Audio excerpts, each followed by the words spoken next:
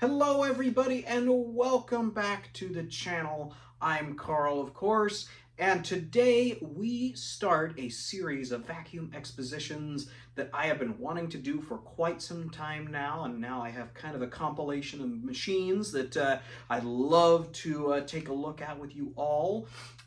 This month being St. Patrick's Day, we're going to be looking at some green machines, and this is also one of my favorite months as well because green is my favorite color, as you can see. So, for today's machine, I thought we'd start the first of the series off with a bang. I can't wait to get this thing out and run it again. It is probably my favorite machine in my collection, if not one of the top 2 or 3. So I can't wait to go over it with you guys. So let's take a look at that and get into the video. All right, ladies and gentlemen, this has been a machine that I have wanted to take a look at in my videos for quite some time. But, you know, things come up and you forget about it, or, you know, something, else comes up and wants to be in a video. But several people have asked about this particular machine. They've seen it in the backgrounds as well as my pictures and stuff like that. You might have even seen it when I did my vacuum room tour back in my old house. But what we have here is a 1975 Bison Mark II upright. Now, before we get into it, the Bison company was founded in Ocala, Florida in the late 60s by a former Kirby engineer that thought he could do it better. So he left Kirby and decided to come out with this. So it is very, very similar to Kirby's at the time. It still uses a horizontal shaft motor, as well as, a empters type setup like a Kirby, as well as a dump bag and a removable front nozzle. The Bison vacuum cleaner company did not last, and it did go away in about the early to mid 80s, just due to, quality control, unfortunately. Now, the Bison vacuum cleaner, more specifically the Bison Mark II, was their first released production model.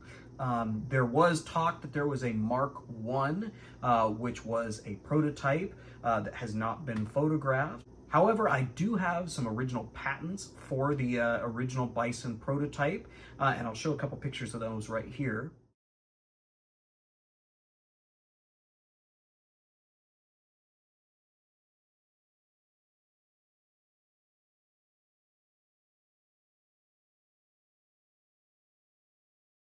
As you can see, you have this big swept body. You have the big, headlight cap right here looking like Gort from The Day the Earth Stood Still, as I came to recognize it as. It did have some adjustments to the Kirby features at the time. You had the removable front nozzle, but in order to take it off, Kirby had what they called the magic finger or the belt lifter that was on the front. Well, the Bison vacuum cleaners, they wanted to do away with that. So what they did was they encapsulated the belt as well as the brush roll all in this center nozzle right here. And the way that they would connect it in was using a ratchet or a plug and socket on the end that went on kind of like a drive shaft on a car. And I'll show actually the patent for it right here.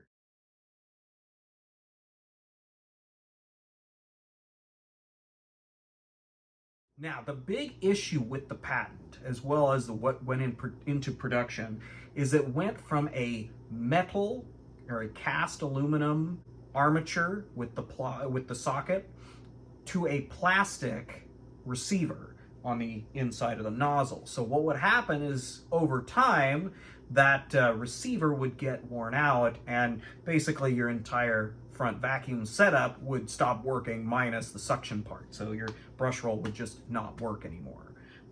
Now, it also made for changing belts incredibly hard. So on the Mark II, as you can see, it's all flush. And I'll show a picture of the Mark III's front end right here. As you can see, it has a little green nose to it. Now, the purpose of that was essentially you would take that off, and that would be how you could access the belt and put it back around that pulley that would attach to the socket. Now, unfortunately, that made it equally hard to change. So when your belt broke, it was an even bigger problem than it would be on a Kirby that it was trying to match. Now, the Mark II also had a different height adjustment. It was very similar to a Kirby's, but essentially what you would do is there was a tab on the side here that you would push down. So essentially the way you would raise and lower your Bison's height adjustment is you would push down on this pedal, or on this tab right here, and then to raise it, you would press on this little plastic tab right there. Later models had an even worse design, in my opinion, where they would have an actual post that was right at the side there, which you would push down like you would on this one, but then you would push on the post to raise it back up. A method that I thought was ridiculous, because if that post ever broke, because of course it was plastic, well, you didn't get the nozzle back up. Now, with this machine, it also came out with some other new advancements that Kirby didn't have in this regard, but what I'm talking about is this right here. Now, this is a PTO, or power takeoff, as you would hear from like a tractor or something like that, so that when your machine was not being used for vacuum, you could turn it on and this would start spinning just with the motor. There was a gear drive that went back to a mechanism that turned this power takeoff. Now, why would you have it right here, you say? Easy. For things like this. What you're looking at here is a Bison polishing wheel. So that when the machine was on, and this was clicked into place, this would start turning, and you could buff or polish your shoes. You could buff or polish assorted things in your house, and thus the Bison had multiple uses. Much like a Kirby, it did come with a myriad of attachments, and I do have some of them, as well, of course, a hose and whatnot, but it did prove to be more useful than just being a vacuum cleaner. Now, the back of the Bison, as you can see, it kind of glides to the back and cuts off. In the original patents, you saw it kind of like zoomed back like a rocket ship. Now, there was a Kirby engineer that even said that the Bison had plenty of space in order to accommodate for a self-propelled system. Hence why you had that mechanism for the PTO could also be used to extend out for a self-propelled system. During this time period, other machines like Eureka, Hoover, even Kirby was starting to develop their own self-propelled systems. And back here in the back, essentially, they made it so that you could attach a self-propelled transmission and thus have a movable vacuum. Because a big issue with Kirby's was the weight. So later series, the G series that would come out about 10 years later after the last Bison, would introduce a self-propelled system. Unfortunately, it makes this machine very lacking because it's still a very heavy machine. Now, in terms of the power plant, this machine did not get a Kirby motor per se. Instead, Bison went with a General Electric motor that featured a rheostat adjustment switch. Now, when I say rheostat adjustment switch, I'm talking about this right here. Now, what you're looking at is a dial. It's not an on-off switch, it's a dial. So what you would do is essentially when you turn the machine on, you start at the lowest speed and gradually you turn it up all the way up to a high speed.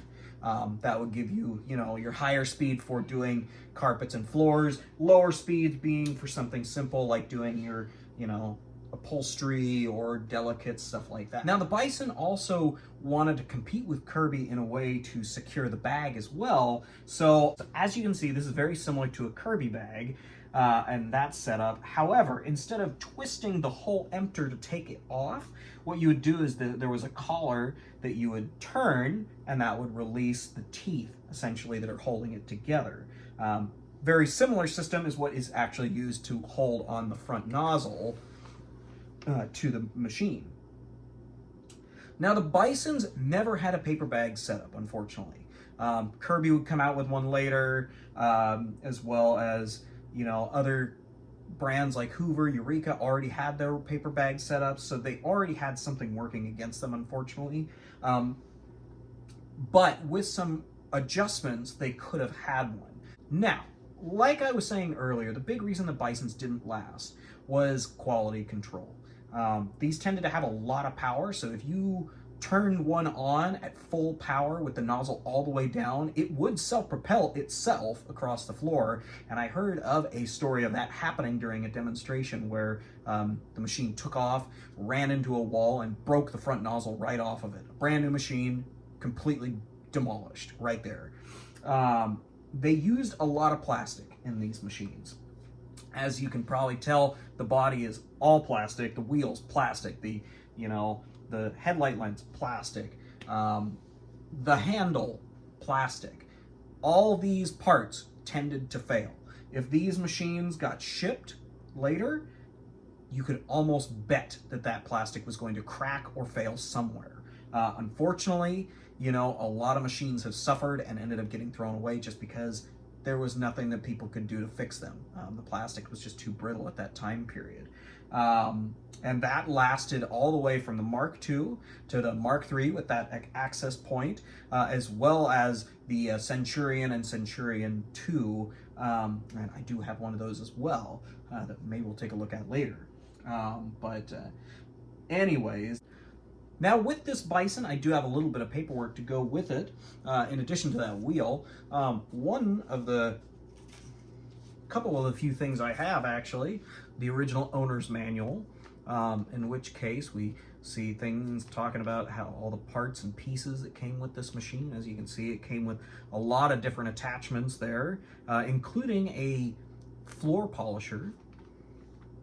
Of course, how to use it, how to use the polisher, shoe buffer, and sander that you would have used on that PTO, as well as things like the warranty card right back here. So this was how you would mail this back in, and that'd be how you would warranty anything with the Bison. Now on the back, it actually does show the home of Bison vacuum cleaners, which now I believe is a public works department or something like that now in Ocala, Florida. So that was kind of pretty cool. So I'm really happy to have the manual with this. We do also have the unfortunate inspection control card. So showing that, oh yeah, this machine is perfect and ready to go until something broke, I guess. And then we have the registration for the warranty that you would also put in with that piece from the manual. And then the actual parchment that you would have gotten from Bison explaining everything covered within the warranty. So very well documented little machine that we have sitting here. So now my history with the Bison goes pretty deep. I had always wanted a Bison. It was one of the things that kind of got me into vacuum cleaners when I was a little kid. And I chased them for a long time. And I wanted one in the absolute worst way. But unfortunately, this was at a time when people really liked these machines and they were very, very popular. They still do, but it was at a time when, people really wanted to hold on to them. So not a lot of people wanted to sell them, unfortunately. So when I finally was able to get this one, I was incredibly stoked for just being able to find one. The gentleman I found it from, or the gentleman that I got it from, he had gotten 3 of them and took 3 to make one perfect one for himself and decided to sell the others. So I got the next most complete one and did the restoration on it myself. Had to fix a few things on it, but since then it runs great, it looks great, and I'm absolutely thrilled with the way that it came out. It is definitely a big treasure in my collection. Like I said, it is one of my absolute favorites, if not the favorite, for color as well as just the coolness factor. But it is definitely an interesting machine nonetheless. So let's get on to the run demo. I've been itching to do this because I really love running this machine, but let's see how this one performs. So the machine is all plugged in and ready to go. One thing I am going to demonstrate for you guys is the rheostat adjustment switch. So essentially what I'm going to do is rev the motor all the way up, but very slowly, so you can hear this thing absolutely take off as if it's a jet engine. I swear it is so cool, and I cannot wait to get it going. You won't see a whole lot of me during this one, just because I do want you guys to have a full vision of this thing mowing down the carpet. So let's get to it.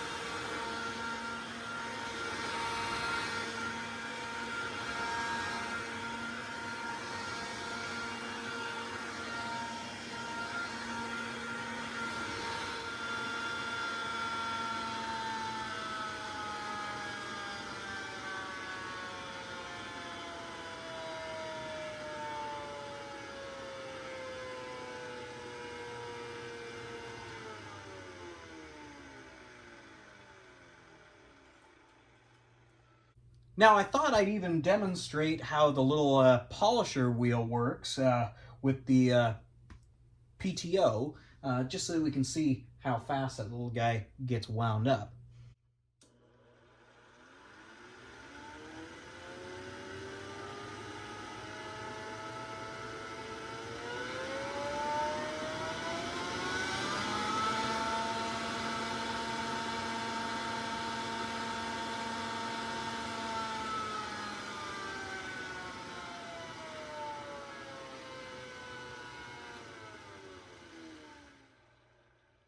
So that thing gets spinning pretty quick, so it can do a good job on polishing if you want to use it like that. But this machine is so fun when it gets all wound up and all at operating speeds and whatnot. It does groom the carpet really, really well, just like a Kirby would. But very, very happy with this machine, how it came out, and I hope you guys enjoyed that little run demo we did. Well, everybody, I hope you all enjoyed our little exposition on the 1975 Bison Mark II. As I've stated a couple of times, this is one of my absolute favorite machines, not just because of the color, but also because of just how fascinating it is with the story. It is unfortunate these machines didn't last any longer than they did, but I'm still very fortunate to have this one in my collection, and it is definitely not going anywhere. If I have to, I'll be buried with this thing, but it is one of the absolute coolest things ever. But it is in very good hands now, and it will be enjoying its life doing test runs and firing up just like a 747. So anyways, you guys all have a great rest of your week, and we will see you next week with another green machine. So have a great week.